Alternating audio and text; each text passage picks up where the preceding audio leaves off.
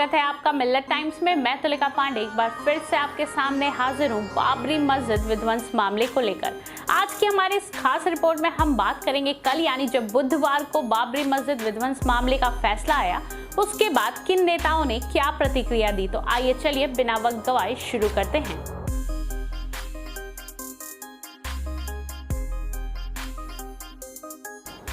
6 दिसंबर 1992 को अयोध्या में बाबरी मस्जिद का ढांचा गिराए जाने के मामले में सीबीआई की विशेष अदालत ने बुधवार को सभी 32 आरोपियों को बरी कर दिया है। कोर्ट ने कहा कि आरोपियों के खिलाफ पर्याप्त सबूत नहीं है। इस केस में बीजेपी के वरिष्ठ नेता लालकृष्ण आडवाणी, मुरली मनोहर जोशी और उमा भारती समेत कई लोग अभियुक्त बनाए गए थे। इस फैसले को लेकर पड़ोसी देश पाकिस्तान की भी प्रतिक्रिया आई है। पाकिस्तान के विदेश मंत्रालय ने बयान जारी कर कोर्ट के फैसले की निंदा की है और आरोप लगाया है कि अदालत हिंदुत्व की विचारधारा को महत्व दे रही है। इतना ही नहीं, पाकिस्तान ने भारत की बीजेपी सरकार पर भी निशाना साधा है। वहीं हैदराबाद से सांसद और एमआईएम पार्टी के चीफ असदुद्दीन ओवैसी ने बाबरी डिमोलिशन वर्डिक्ट मामले पर प्रतिक्रिया देते हुए इसे अदालत की तारीख को काला दिन करार दिया है। ओवैसी ने कोर्ट के फैसले पर सवालिया निशाना लगाते हुए कहा कि क्या जादू से मस्जिद को गिराया गया। वहीं मुस्लिम पक्ष के पैरोकार जफरयाब जिलानी ने अदालत के फैसले के खिलाफ हाईकोर्ट जाने की बात कही है। दरअसल हम आपको बता दें कि Zafaryab Jilani all India Muslim law board के वरिष्ठ सदस्य एवं अधिवक्ता हैं। उन्होंने बाबरी मस्जिद विध्वंस मामले में विशेष सीबीआई अदालत द्वारा बुधवार को सभी 32 अभियुक्तों को बरी किए जाने के फैसले को गलत बताते हुए कहा, इसे उच्च न्यायालय में चुनौती दी जाएगी। जिलानी ने मीडिया से बातचीत में कहा कि विशेष सीबीआई अदालत का फैसला बिल्कुल गलत है। अदालत ने सबूतों को नजरअंदाज करते हुए ये निर्णय दिया है। मुस्लिम पक्ष इसे उच्च न्यायालय में चुनौती देगी। सबसे पहले मुकदमा दर्ज कराने वाले हाजी महबूब फैसले से हैरान दिखे। इमरान प्रतापगढ़ी ने कहा, बाबरी मस्जिद को तोड़ा जाना भी सुनियोजित था और आज अदालत का फैसला भी सुनियोजित था। धन्यवाद जज साहब, लोकतंत्र के ताबूत में एक और कील ठोकने के लिए। वहीं बिहार के उप मुख्यमंत्री और बीजेपी नेता सुशील कुमार मोदी ने अयोध्या में बाबरी विध्वंस मामले में सीबीआई की विशेष अदालत के फैसले को स्वागत किया है। बीजेपी नेता ने इस घटना का खुद को चश्मदीद गवाह बनाते हुए कहा, ये कोई पूर्व सुनियोजित षड्यंत्र नहीं था। उन्होंने बुधवार को कहा कि इसमें आडवाणी सहित कई लोगों को अदालत का फैसला आने के बाद सुशील कुमार मोदी ने कहा, इस मामले का मैं चश्मदीद गवाह हूँ। वहां पर जो मंच बनाया गया था उसका मैं संचालन कर रहा था। कोई पूर्व सुनियोजित षड्यंत्र नहीं था। वहां पर उपस्थित जो भीड़ थी उसने आवेश में आकर पूरी घटना को अंजाम दिया है।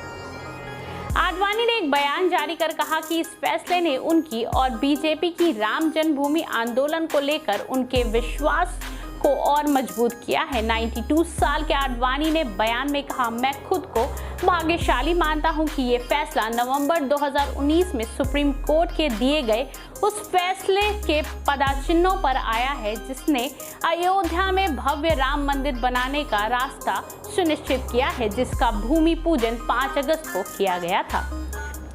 आडवाणी ने आगे कहा, मैं अपने पार्टी के कार्यकर्ताओं, नेताओं, संतों और खास करके उन सभी लोगों के प्रति आभारी हूं जिन्होंने अयोध्या आंदोलन के दौरान अपनी निस्वार्थ सेवा और बलिदान से मुझे समर्थन और संबल दिया है। उन्होंने साथ ही अपनी लीगल टीम का भी धन्यवाद दिया। वहीं राजनाथ सिंह ने अपनी प्रतिक्रिया देते हुए कहा, विशेष अदालत द्वारा बाबरी मस्जिद विध्वंस मामले में कोर्ट द्वारा दिए गए फैसले का मैं स्वागत करता हूं। इस निर्णय से यह साबित हुआ है कि देर से ही सही मगर न्याय की जीत हुई है। वहीं डॉक्टर रागिनी नायक ने अपनी पोएटिक अंदाज में अपना रिएक्शन दिया है और उन्होंने कहा, हर हकीकत मजाज हो गई। बाबरी मस्जिद अपने आप उड़नछू हो गई।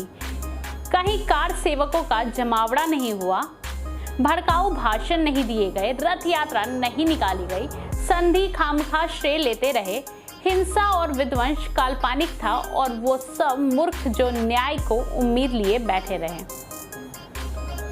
सीपीआई की पोलित ब्यूरो सदस्य ने ट्वीट किया, इस फैसले की आहट तो बहुत पहले से सुनाई पड़ गई थी। बाबरी मस्जिद विध्वंस की साजिश केस के सभी आरोपी बरी। उच्चतम न्यायालय द्वारा न्याय का विध्वंस। फैसले के बाद पत्रकार सबा नकवी ने ट्वीट किया कि इसके लिए सिर्फ बीजेपी को दोषी नहीं ठहराना चाहिए। देश के प्रमुख मुस्लिम संगठन जमियत-ए-उलेमा-ए-हिंद में बाबरी विध्वंस मामले में विशेष अदालत के फैसले को लेकर सवाल खड़े करते हुए बुधवार को दावा किया कि ये फैसला पिछले साल अयोध्या मामले में आए उच्चतम न्यायालय के फैसले के खिलाफ है। जमियत प्रमुख मौलाना अरशद मदनी ने एक बयान में कहा, सवाल ये है कि जब बाबरी मस्जिद तोड़ी गई तो फिर सीबीआई की नज़र में सब निर्दोष कैसे हो गए? क्या ये न्याय है? उन्होंने दावा किया कि ये फैसला पिछले साल अयोध्या मामले से आए न्यायालय के फैसले के खिलाफ है। उन्होंने ट्वीट किया, अयोध्या अपराधी मामले में सभी बड़ी ऐसी घटना के लिए कोई सजा नहीं जिसने बहुत सारे लोगों की जान ली। इसके लिए अकेला बीजेपी को दोषी क्यों दे जब कांग्रेस के शासन में मुकदमा चलाया जा सकता था। इसके बाद सबा नकवी ने अगला ट्वीट किया जिसमें उन्होंने लिखा, नया भारत समकालीन इतिहास, सबसे बड़ा सार्वजनिक अपराध के लिए किसी को दंडित नहीं किया जाएगा। तो जैसा कि आपने देखा, कल जब बाबरी मस्जिद विध्वंस मामले का वर्डिक्ट आया उसके बाद से लगातार सभी नेता बयानबाजी कर रहे हैं। कुछ लोग इसके फेवर में हैं तो कुछ इसके अगेंस्ट में हैं। बहुत सारे लोग दावा कर रहे हैं कि वो हाई कोर्ट जाएंगे। तो अब देखना होगा कि आगे इस केस में क्या दिलचस्प मोड़ आता है। तो ऐसी ही तमाम बड़ी खबरों के लिए आप हमारे चैनल मिल्लत टाइम्स के साथ बने रहिए। धन्यवाद।